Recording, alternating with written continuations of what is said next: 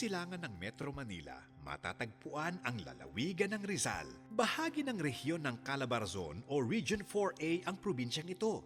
Isang first-class province ang Rizal dahil sa kanyang ekonomiya, likas yaman at sipag ng mga Rizaleño. Sa pagbisita ng TFC sa Rizal, nakilala namin si Aling Neverly. Kasama ng kanyang mister, sinimulan nila ang kanilang buko pie business noong dekada 90. Dahil sa popularidad ng buko pie sa Laguna, sinubukan nila kung papatok din ito sa Rizal. Para maiba at maging mas abot kaya, pinaliit nila ang tradisyonal na buko pie at ito ang kinalabasan.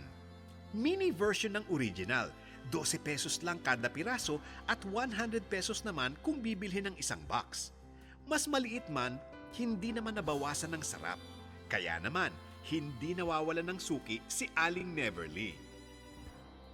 Dito po na napag-aaral ang aking mga anak. May dalawa na akong college, may dalawang high school.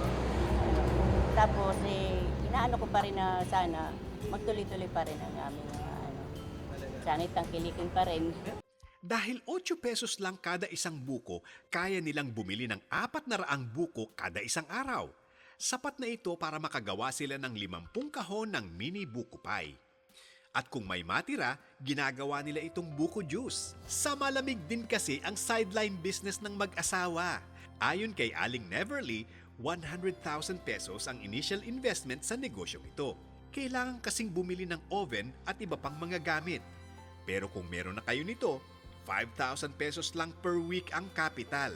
Kumikita sila sa pagitan ng 2 hanggang 3,000 piso kada araw. Bukod sa pwesto nila sa Baras at Teresa Rizal, marami rin silang mga resellers, mga vendor na nagtitinda nito sa mga bus stations at mga pasalubong center. Paalala lang ni Aling Neverly, kainin o ibenta agad ang inyong mini buko pie.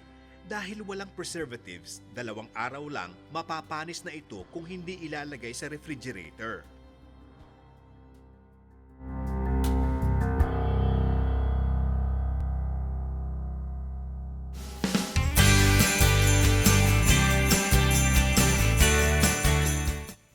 Hydroponics ang tawag sa pagtatanim na hindi ginagamitan ng lupa. Imbis na lupa, mga nutrients mula sa tubig ang ginagamit para mapalago ang mga halaman sa isang hydroponic garden. Mga green leafy vegetable ang karaniwang itinatanim sa isang hydroponic garden. Pero pwede rin ang mga gulay na gumagapang tulad ng kalabasa, upo at talong. Maging ang ilang mga prutas tulad ng strawberry ay tumutubo at napaparami dahil sa hydroponics. Malaki raw ang potensyal nito para maging money earner at malaking tipid din sa ating mga magsasaka at consumer. Ang advantage ng hydroponics ay nakapagtatanim tayo nang hindi tayo gumagamit ng lupa at ganoon din sa paglago niya is mabilis. Ang pangatlo po ay hindi tayo nagdidilig araw-araw, kundi hayaan lang natin na lumago ito at sa loob ng ilang araw ay maaari na nating ma-harvest ang ating pananim. Halimbawa, ang lettuce 30 days lang mula itanim ang buto, pwede na itong i-harvest. Kung sa lupa ito nakatanim, aabutin ito ng 45 days o higit pa. Sa bawat 500 pesos na puhunan, pwede raw kayong makapag-produce ng 6 na kilo ng lettuce. Pwede itong ibenta ng 150 pesos per kilo. Mas mura ito kung ikukumpara sa lettuce ng Benguet na karaniwang naglalaro sa 180 hanggang 250 pesos per kilo kapag nasa Metro Manila na.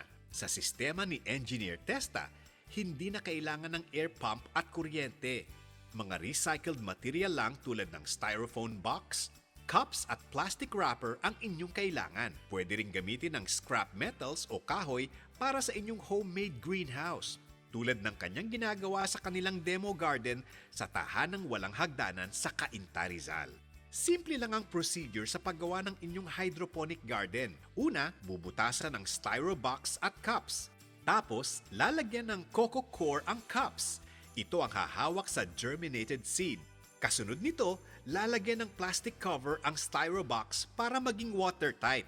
Susunod naman, ihahalo na ang macro at micronutrients sa tubig na una nang isinalin sa styro box. Tatakpan ng styro box at ilalagay sa butas ang cup kung saan nakalagay ang germinated seed.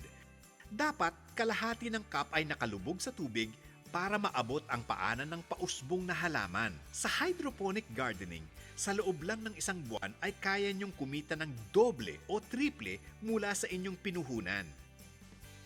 At yan ang mini buko pie ng Baras Rizal at hydroponic gardens sa Cainta Rizal.